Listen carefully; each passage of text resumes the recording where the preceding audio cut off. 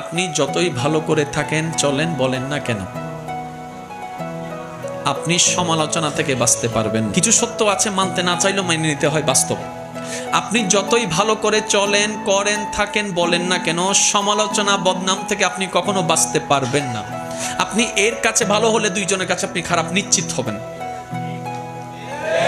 সবার সাথে কখনো ভালো থাকা যায় না, পৃথিবীর সবাইকে খুশি করা যায় না, কিন্তু আমরা বোকার মতো সেই মানুষকে বারবার খুশি করার জন্য চেষ্টা করতেই থাকি, অক্লান্ত পরিশ্রম করতে থাকি।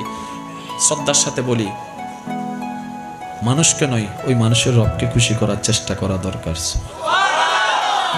কারণ এই মানুষ কখনো আপনাকে আমাকে থ্যাংক ইউ না দিল, ওই রবের রহমত আমাদেরকে ভরপুর করে দিবে। সুবহানাল্লাহ।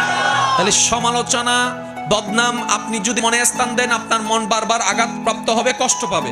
তাহলে যেই জিনিস আমাকে বারবার আঘাত দিবে সেটা আমার রাখার দরকার নাই। সেজন্য সবাইকে শুধু ক্ষমা করতেই থাকবেন।